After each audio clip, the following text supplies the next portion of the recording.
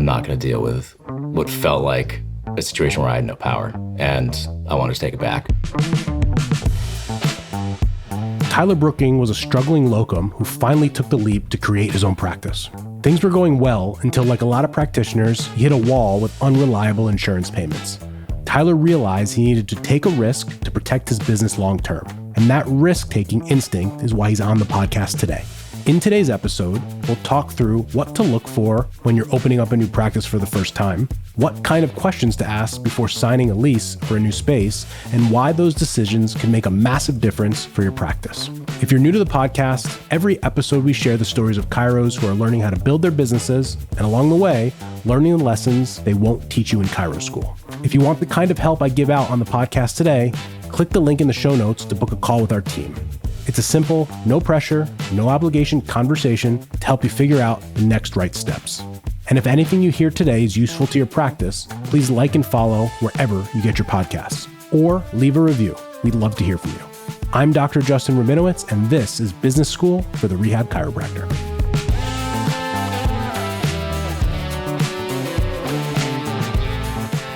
It's great to have you here. I want to start with giving the audience some basics. So just when did you graduate chiropractic school? Where did you go and where do you practice now? I graduated 2022 from Western States out here in Portland, Oregon. I've been in practice for 3 years next week. That's when I officially opened my doors. I opened up right away. And so with that, you graduated in 2022 and you started doing some locum work basically the moment you got your license while hunting for a place to open your clinic. Yep. What did that look like for you during that time? It sounds chaotic. It was a little chaotic. Finished up December, officially got my license early January. And then I had met actually a guy while I was a CA during that time. So I was kind of in school, was doing CA to make some cash extra on the side, knowing I was going to go and open up my own practice. And then he told me about locum work. I didn't really know it was a thing whatsoever. And so while studying for boards, I was a CA and then got my license early January and moved as soon as I could to finding options for locum. So he let me know a couple options when he was there, and he was super gracious to provide me some numbers. So I gave those guys a call. And then from there, it expanded. So I was doing once a week, maybe twice a week for locum. And then I'd have a call 3, 4, 5 days a week. And I was just busy. And so it was pretty fantastic just to build that cash reserve, knowing that I'd be needing it when I opened my shop. And so when you started the locum work, it was always something, it was a means to an end, like you were going to start with that and then go full time. I guess the question really is, did you always have the vision of doing your own thing? I'd worked for people my entire life. This is my third career, technically.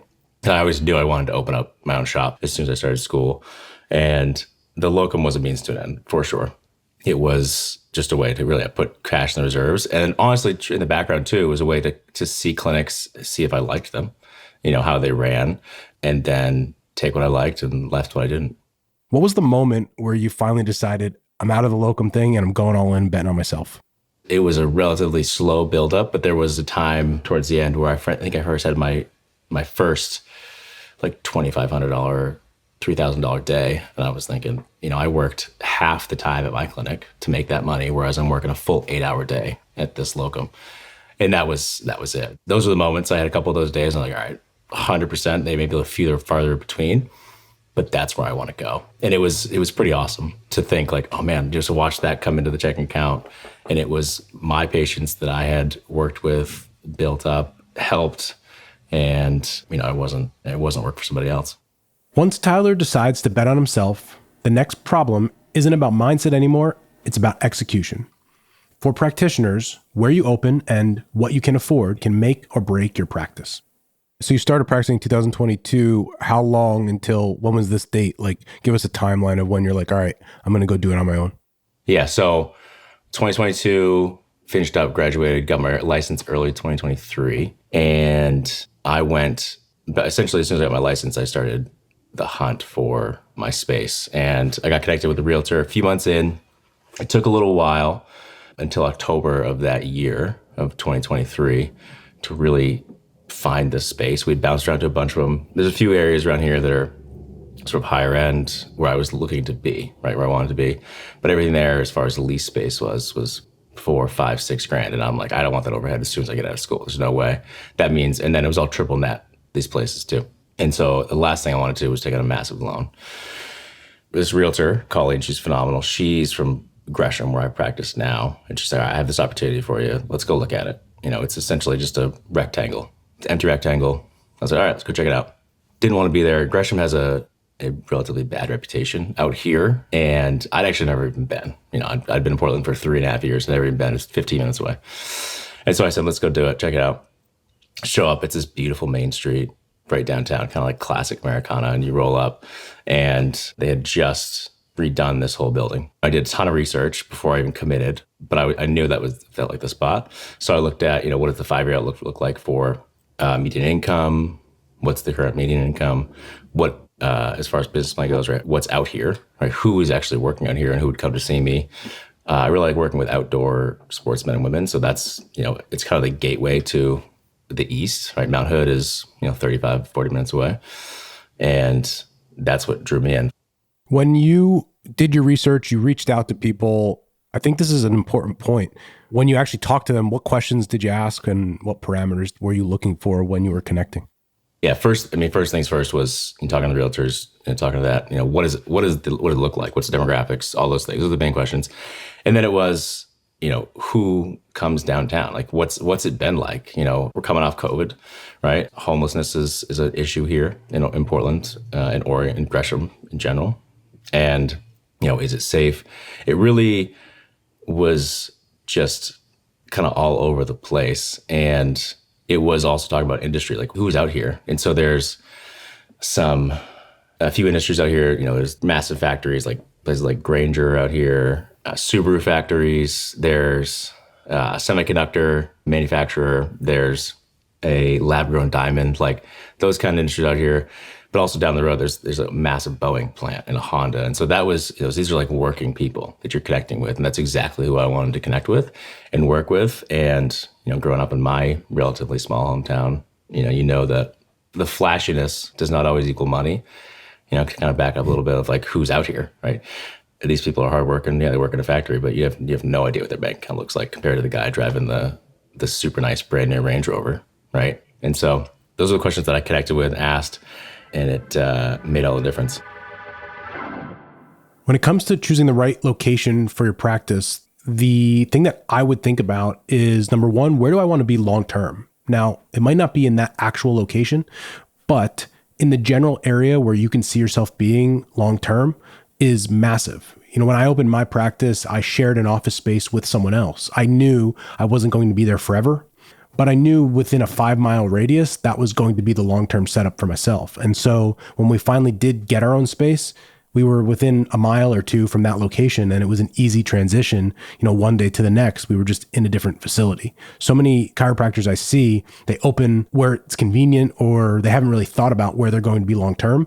And the problem they face is they go to build the big space next or get another lease somewhere else, and they almost have to start the practice over. So we definitely don't want to do that. At the live event in May, something we're focusing on now with all of our new guests that are coming is how to open up their practice, where their location should be. And depending on what they need from us, we're going to sit down with them one-on-one to make sure they get the information required so they can get going and get going fast. So wherever you are in your practice, whether you're just starting out or you're stuck at a revenue level, we can sit down with you and build a customized plan specifically for you.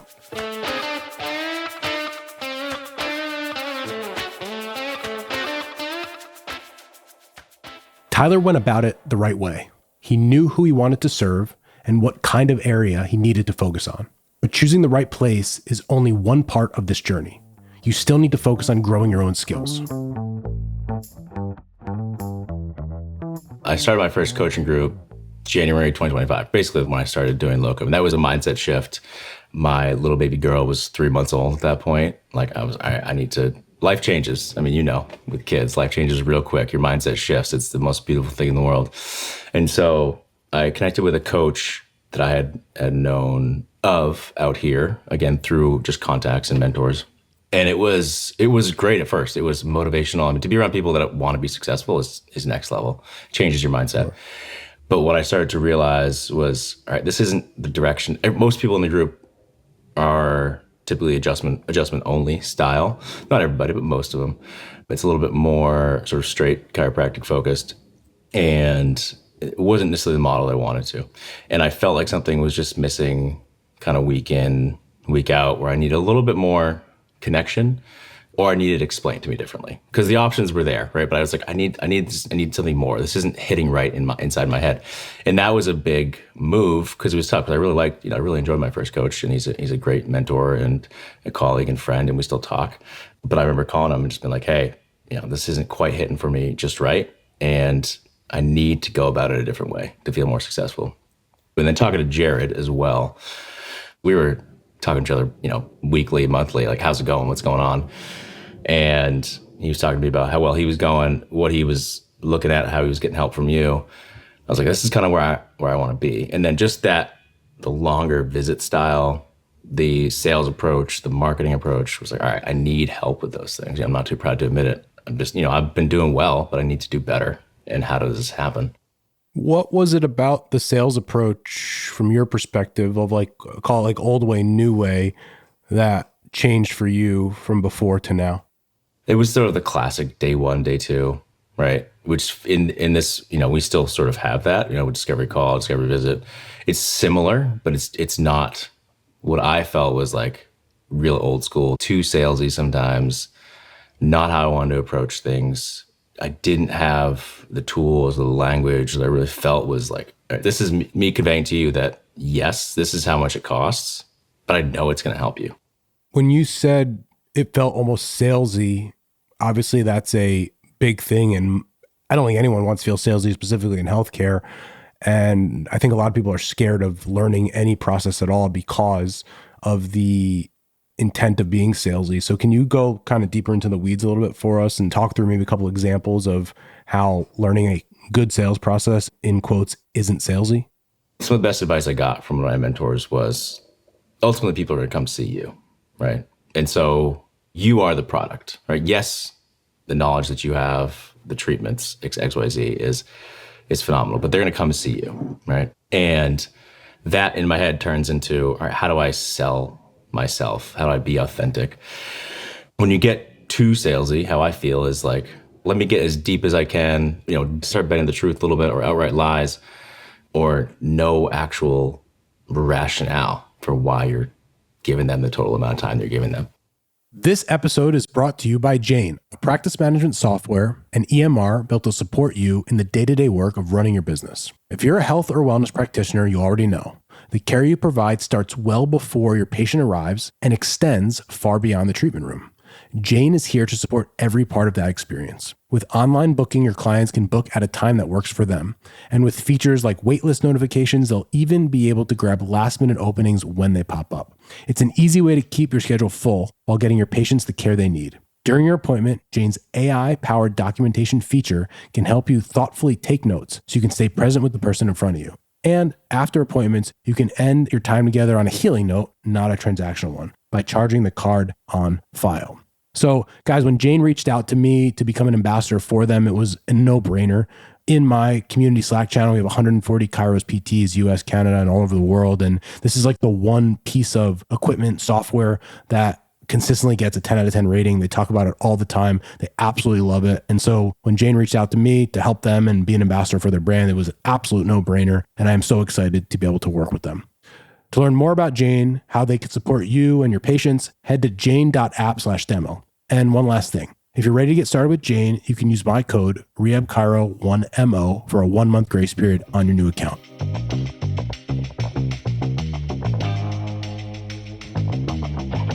Tyler realized that working with an insurance company was going to hold him back, and he did what we always talk about here at Rehab Chiro. He took action, he took a risk. He didn't let his practice and revenue stream drift away from him.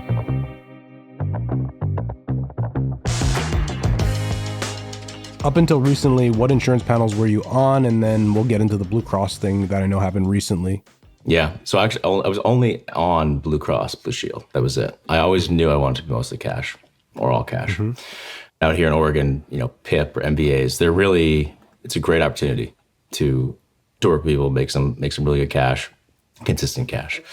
And so Blue Cross Blue Shield, that was, probably mid 2023. So I've been on it for about 2.5 years. And I had just started. So even $40 felt like a win. But at the same time, I was like, that's not even close to enough to what I need. But I was getting paid. So I was like, all right, come on. So like, come on in. Help me get some patients.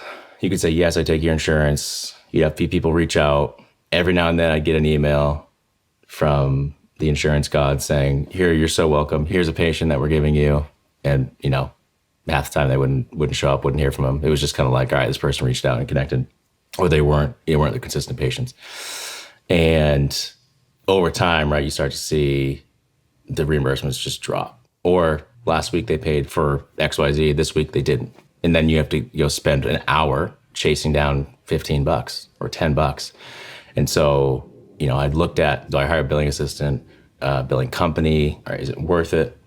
And ultimately it wasn't to me, because I wasn't billing all that much insurance, but it was still losing, thousands of dollars. I felt like every 6 months to a year. And how do I figure this out? And, it kind of was just this consistent buildup of, right, I just don't want to do this anymore. I don't want to deal with insurance panels, because reimbursements keep going down. They can change their mind anytime they want. And really, the patient base is just sort of there to use their insurance. I mean, I have phenomenal patients who are on Blue Cross Blue Shield, for sure. Most of them, though, are there to just use the benefit and not necessarily take the time to get themselves better, nor does insurance allow it. Was there one instant or moment that made you say, I'm done? Late summer, early fall, they just stopped paying for any, physical therapy codes or PT codes, so 9-7 codes. So I've been doing all my own billing this whole time, right? So you get pretty intimate and pretty familiar with it. Same thing, literally 1 week they're paying this, the next it's not there. And it can be half the cost of the visit. And so you go on all the forums and they're like, hey, is everyone else experiencing not getting paid for 9-7 codes? And everyone's yes. And then there's this one comment like, oh, if you look at this August issue of this magazine, in this paragraph, you'll see that they mentioned this. And you go and find it. It is the most vague sentence ever. It's basically just like, some changes are coming to the insurance panels in November 1st, 2021. 2025. I don't even think it said that. And so then all of a sudden you're like, wow, that starts blowing up. And so I'm part of the Oregon Chiropractic Association. So you see these in all the forums again, and everyone's talking like, all right, there's no way this is legal, which ultimately was not, right? And we were able to overturn that. But just the power that the insurance panels have, that was the moment of like, oh, all right. So I was billing this last week and I can't bill it this week. And that's half the revenue of a visit. In a lot of clinics around me, take most insurance panels, and Blue Cross is a massive one. And I was thinking, oh my God, like, what are these people going to do? Myself, thankfully, again, it wasn't a massive hit, but still it was, I'm not going to deal with what felt like a situation where I had no power, and I wanted to take it back. So that was this fall. And so within, after all the research I could, like, how do I get out of this insurance panel? And figuring it out, and then realizing they also have a ton of power on the back end of getting out of an insurance panel. I put my official termination letter in, and then here we are. So I'm actually still waiting to officially get out of Blue Cross Blue Shield. I mean, there's, some of it is make sure there's no patient abandonment. Totally get that. But it's, 60 to 120 days that they keep you in it. Tyler's situation with insurance happened to me. When I opened my practice in 2015, there were some out-of-network insurance providers here in the state of New Jersey that paid $200 to $300 per session. And on January 1st of the next year, that same $200 to $300 payment went to $24.50. And the first thing I did was probably cry, to be honest with you. How would you expect if your paycheck that was decreased by that much? And honestly, I didn't know what to do. The problem at the time for me was that I didn't really have the skills to be able to withstand it. And that's really one of the main reasons why I'm so bullish on helping people have the marketing and sales skills to overcome something that's out of their control.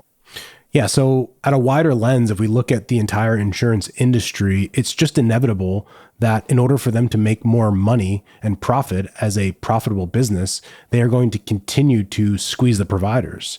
And it just makes sense for them. Their costs are going up, they're hiring, and their business needs to be profitable. So if they can't decrease their payments or decrease their reimbursement, something has to give. But just think about their business in general. They're going to increase the cost of the premium and they're going to decrease the amount of reimbursement. And when they do that, they can make a profit. And so the little man, the small practice, where realistically that doesn't matter for them, those are the ones they're going to go after first. I'm curious, now that You mentioned your patients and you told them that you're getting out. What's been the response from them? It's been good. I mean, I've certainly had people say, oh, shoot, I can't keep coming, right? And, you have those conversations of, all right, I'm here for you. Here's what it looks like. Let's talk about it. Is it okay if I connect with you? But really, it was well received, and nobody was angry, and that is kind of a worry. Like, oh man, this person's gonna write a terrible review of like all of a sudden they're, it was going great, and then they just left me. It didn't happen, thankfully. And those are those worries that you just gotta shove out of your head. Like you just can't exist in that world. And so it's been really nice to be able to get that out there, well received, have people move to cash pay. We did a big Black Friday sale, at like our current rate. And so that was a really big jump. And then, after that, I've had people booking in for the discovery calls, discovery visits, booking treatment plans. And ultimately, it's been a phenomenal decision. And so I still am in contact with emailing people, every week, just connecting with my Blue Cross patients. And a few people will check in, open it up. Let me see if I can book this. And yeah. What Tyler's saying reminds me of one of the biggest traps clinicians fall into. I call it selling out of your own pocket. So you have to understand the world that you live in. You are probably younger, you are probably healthy, and you have an intimate knowledge about the human body. But when you graduate chiro school for the first 5-10 years, you're building a business yourself, you're not going to have that much money and you're going to be relatively healthy. But you live a certain place in the world. When you deal with a patient who's 50, 60, 70 years old, who may have a different financial situation than you and certainly has a different knowledge level than you and probably has a different life experience from a health standpoint, that person will value different things than you will. And so if you just think, oh, they can't afford it or that's really expensive, you're espousing your own value on them. And so that is the biggest issue I see with the chiropractors that I work with, who are all between 28 and 40 years old. And those people, what is expensive to them and what is or isn't valuable is categorically not the same thing as their perfect patient. Tyler made a big change in his business. If you're out there and looking to make a big change in your business, the first thing I want you to understand is do not use the everybody, nobody. As an example, if let's say you drop insurance like Tyler's doing, well, nobody's going to pay. It's like categorically that's not going to be true. Here's how I would think about it. I would think about it like a 10-80-10 rule.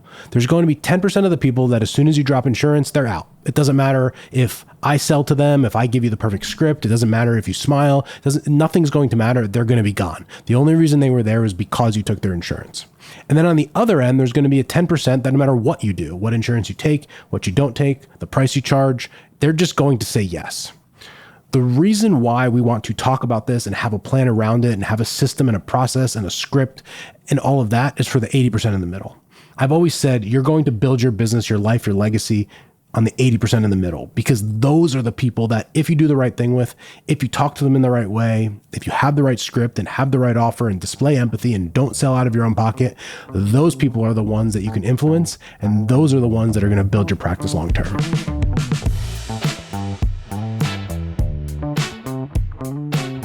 If you're listening to this and you're looking to navigate big changes in your practice, go to the link in the show notes and talk to our team. We also have a massive community of people just like you who have taken their practice to the next level. So send us a message if you're interested in doing that.